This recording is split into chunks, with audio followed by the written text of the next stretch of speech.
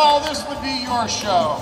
This is the big anime voice actor panel with Ashley Burch. Ashley, wave for them. Very good. Josh Grelle, I probably said wrong. Jewell. Brittney Karbowski. Oh, Brina, I'm so gonna butcher this. Palencia? Palencia. And it's Josh Grelle. Really? Okay. And my buddy, Monica Rial. How are you, baby? Rial, Monica Rial. She's so Rial. She's keeping it Rial. Yes, I'm keeping it Rial.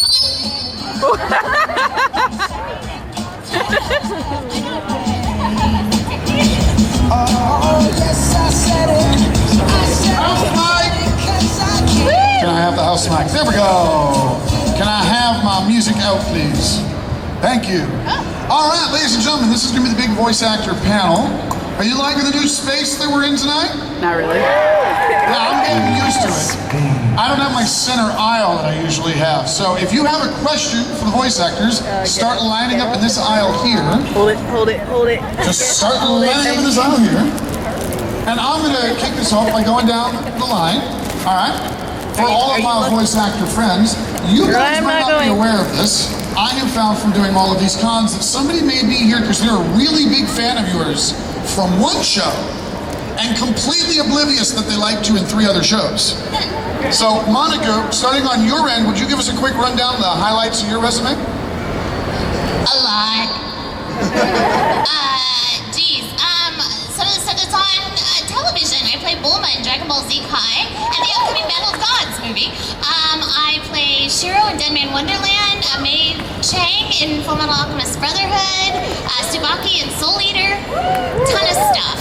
You. Hi. Also some stuff on show, stuff on TV. Soul Eater, I play Oxford.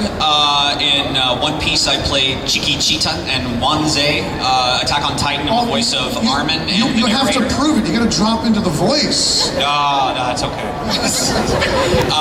Attack on Titan, I play Armin Arlert and the narrator.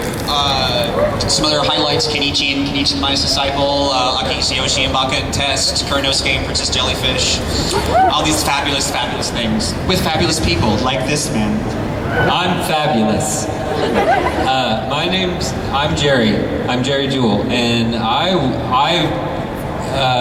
was in Fruits Basket as thank you, that one person in the front row. Thank you for watching Fruits Basket. I was Akito Hayama in Kodocha. I was Claire Stanfield in Bakano. Thank you. I have 2 fans. I thought he said you'd have 1 that didn't know you were in other stuff, and it turns out I just have 1 for each thing that I've done. So thanks for that. Barry the Chopper in Fullmetal Alchemist. All right, I found one. I'll stop on the good one and pass it on to Brittney. Hello again. I'm Brittney Karbowski. I play Black Star in Soul Eater and Pride in Fullmetal Alchemist Brotherhood. I'm Yamada in We Gotta HK Yamada's First Time and Makoto Misaka in Railgun. I feel really lame. I'm only in 1 anime. I'm Sasha in Attack on Titan, too. I feel like an asshole because you listed like 90 and I listed 1. I got... But listen to how many cheers you got. Yeah, you're in the I named right like 7 shows. I know, I'm a total asshole. If you're only gonna do 1, Attack on Titan is it. I'm Brina Palencia. I am CL Phantom Hive and Black Butler. Chibitalia and Natalia. Thank you. The Chopper in One Piece. Azusa and Soul Eater. God, I always forget when it's my turn. You were Sodden in Railgun. Yes, I was Sodden in Railgun, who I like to pronounce her name as Satan. And a bunch of other things. Tamamon, Sergeant Frog, and Ichiko, I'm looking at you like maybe you'll help me. Ichiko and Good Luck Girl and Baka and Test. I play Hideyoshi and his sister and Miharu and The fans in this show. yeah, you guys, whatever, you get it. Go to Anime News Network and look us up. Google it. You all have smartphones. All right, so we've got a line now, so we're going to open up for Q&A. What would be your question for the panel? Is it fine if I just maybe ask two quick questions? First of all, it's a great honor to meet you all in person. It's an honor to meet you too. My question is first for Ms. Palencia and Ms. Karbowski, and Ms. Rial. What can you say about your characters playing on Fairy Tale? Fairy Tale is my life because I'm also the lead writer for that show. Josh is another one of my writers here. So I always dare people at conventions. I'm like, bring me your fairy tale questions, I will answer them. But Mira Jane is fantastic because how often do you get to play one character that has so many different sides? You know, she's really sweet, and then she does the whole she-devil thing, and then you find out she's got 3 other different forms, and she's a snotty teenager, so she's awesome. What about you? I got into fairy tale more recently with Wendy, but it was really fun. I like playing. She's very cute and sweet, and I like how farther on in the series she gets a little bit more dynamic of character. It's almost like every time she comes on, there's a little bit more to her, and it's really neat to be able to grow with a character like that. And I also just like saying Sky Dragon Roar because I had fun doing that, and I always get to do it. And I'm sorry. Yeah, she just says I'm sorry all the time. Tyler, the director, will be like, okay, so just you're gonna say you're sorry and keep crying. I'm like, okay. But as she goes on, she gets a little bit thicker of a skin, and it's kind of neat to watch her grow, and you know, and her so to say sidekick, but really just the other character, Carla. They actually kind of start switching places. Carla becomes a little bit more compassionate. She becomes a little bit tougher, and it's really neat to watch. And you know those episodes that I'm not going to give away any spoilers, but with the bodysuits are kind of awesome. I have a little bit of a love-hate relationship with my character because she's one of those that doesn't really have a whole lot of self-worth and likes to worship a guy. And that's not really my style. And so I do like that now that we're getting later on in the episodes that she kind of becomes a little bit more powerful. And I mean, she's always been powerful, but I like her kind of coming into her own a lot more, and I hope that continues to happen. Thank you. And just one quick question for Mr. Jewell. What was it like working on Awesomenauts? Boobalicious. It was fun. It was fun. I don't know that I was necessarily the first choice for the role, but it turns out that he had to sing a song, and so And thank God we got Jerry instead of someone else, because I music directed that show, and as soon as I found out that Jerry was the one that was cast as the one that had to sing, I was like, oh, thank God. It was great though. I enjoyed it. I liked the characters in it, and I enjoyed playing the awkward boy yet again. Thank you very much. Hi, I'm wondering, what's the difference between playing a title or lead character like Ciel between playing smaller character like Barrett? There are no small parts. With less lines about the title character. It's about, it lasts a shorter period of time.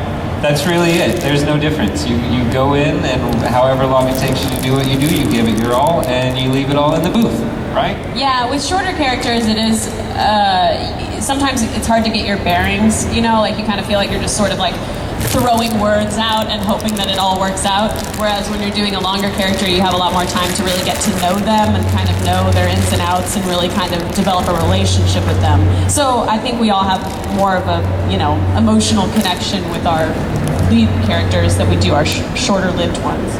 But you gotta be able to do both. I think that the short ones are fun because then you can get away with the really broad characterizations and like the accents and the crazy things they never let you do. So sometimes if you have a character that's only around for an episode, they can be ridiculous and over the top, and they're okay with that. Whereas if we did a main character like ridiculous and over the top, unless that's what the character called for, you guys would hate us. Thanks.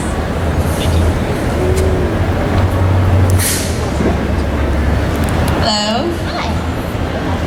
I have one request and 3 questions. My request is that it's my friend's birthday. No, I hate you. Birthday shout out. Aw, what's her name? Her name's Alana. Alana. Happy birthday! Happy birthday, Alana! Happy birthday. Thank you. Happy birthday. And my question is for the ladies of the panel. No offense to you guys, but I forgot to ask this question last year. Is it harder? Which is harder, doing a boy character or doing a girl character with a really high-pitched voice? I think we're gonna have opposite answers. It depends on your voice type. For me, playing a boy is a lot easier on my voice than playing a super high-pitched girl character. And For me, it's the opposite. It's really easy to play a high-pitched girl character because, hello! The boys are a little harder. In fact, they don't often play boys because they always end up sounding like little girls. And most of my boys sound like cartoony boys, not really realistic boys, so it's a lot more challenging for me to do a boy than a... Blackstar was pretty legit.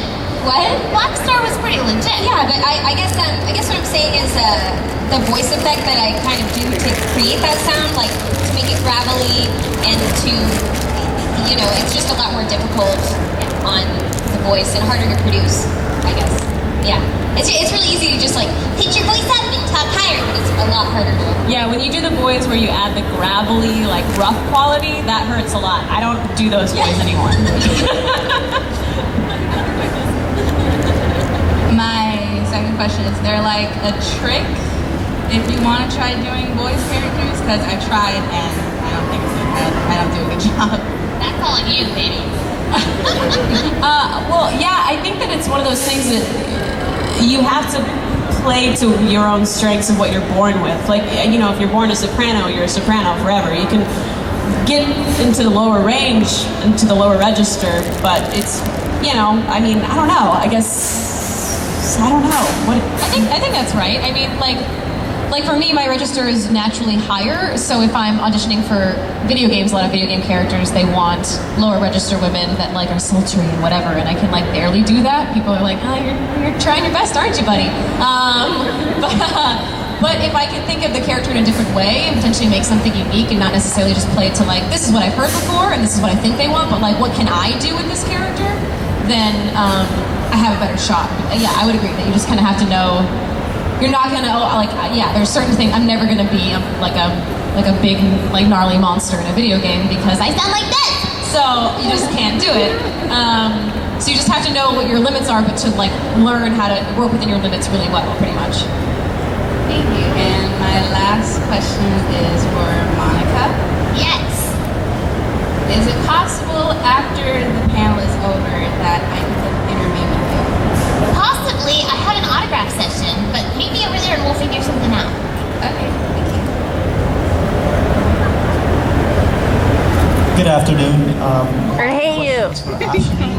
I know a lot of us know you from Calling me out like that? series we have what you're doing, which is fantastic. I'm already holding it. Give me. I just wanted to know what inspired you to create that YouTube series? My tiara is Sadness and there. boredom, mostly. That'll do it. Huh? I'll elaborate. Sorry, that's really okay. So my brother, who is he's the writer at Gearbox now, but at the time was going to college, and all of our friends had left, and I was about to go to college, and we were all sad. And he was like, maybe I should do something instead of just being sad. Do you want to make silly, video game videos? And I was like, oh, okay, sure. So our first one that we were going to do was the BioShock one, but then we ended up doing Igor Reviewers for whatever reason. And he was a reviewer for Destructoid at the time, so we had an audience. We got kind of lucky, pretty much, but we started to do it because we were sad. Good answer, thank you. Okay, this question is for Monica Rial. Yes. I remember that you played Saki on Steel Angel Kurumi. Yes. Oh my gosh. Way to bring back the 90s. That's awesome. Okay, so my question to you is, what was the thing that you enjoyed most about playing Saki? And besides Foley, what was the part that you thought was the hardest part?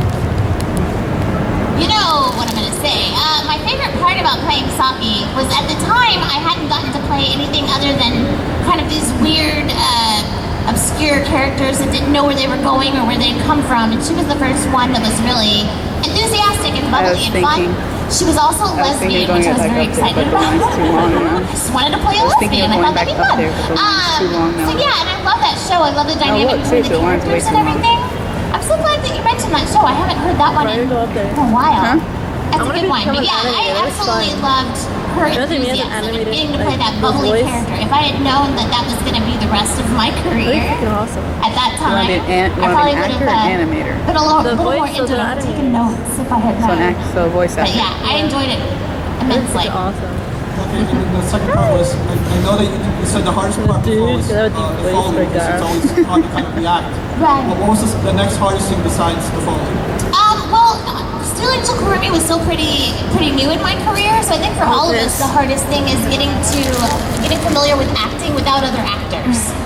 It's really hard when you come from, I come from a stage background, and all of a sudden I was having to act, and sometimes the other actor would be there, and sometimes they're not. So that was really difficult for me back then.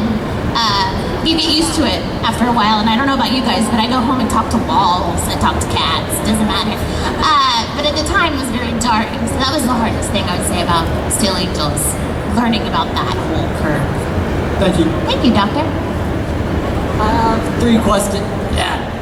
I have three questions and a request, but I'm going to do the request last. First off, for all the Index and Railgun voice actors, do you have any plans, or do you know if there are any plans for Index to Railgun S? I have no idea. I don't know that we can say anything. We don't know. Okay. Hope so. About that. Yeah, I hope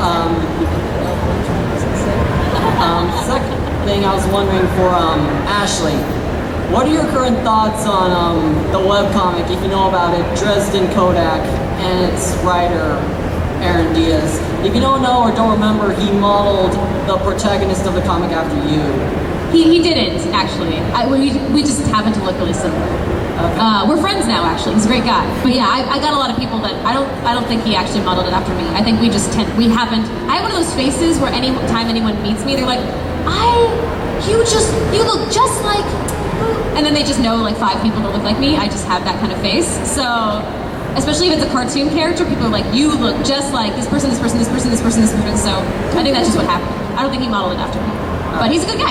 Okay, we're friends. And actually, I'm going to skip the third question and go straight to the request.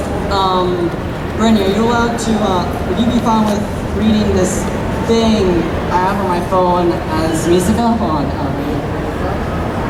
Sure, what is it? Wait, I don't know. Wait, I shouldn't say sure yet. No? Never mind. Oh, okay. No, I want to know what it is. Your cosplay is really cute. It was not appropriate for the family afternoon show. If we have an after midnight panel, maybe. Oh my god. You said my costume was really cute. I didn't hear. I did. It's really cute.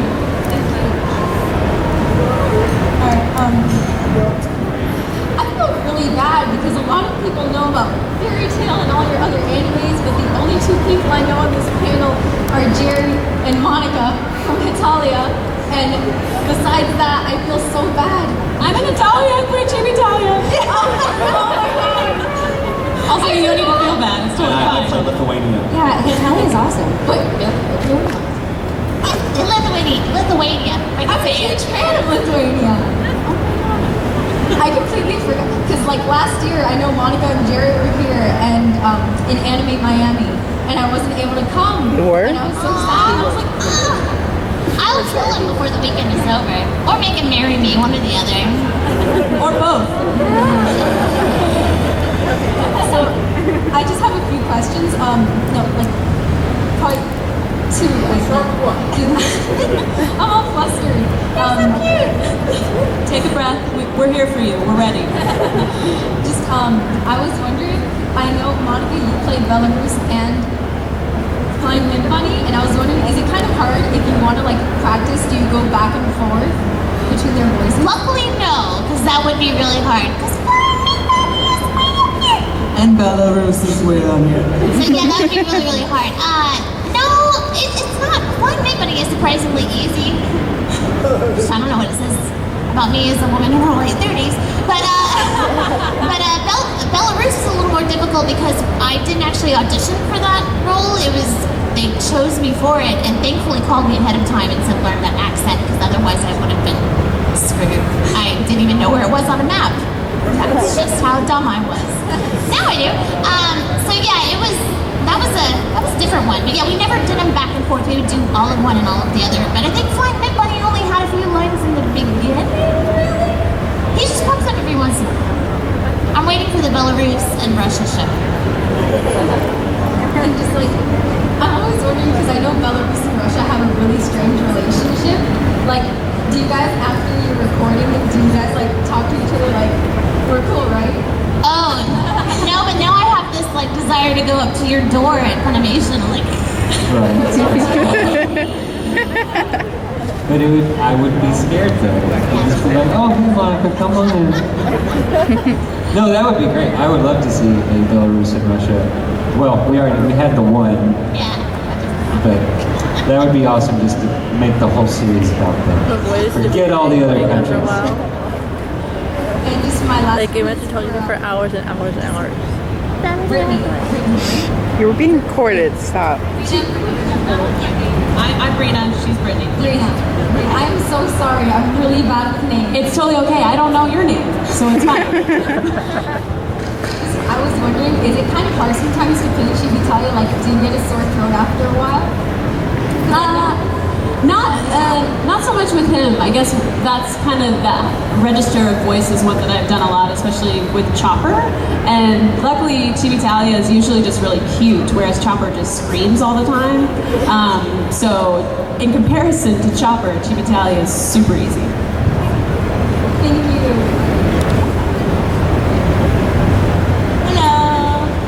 Hello.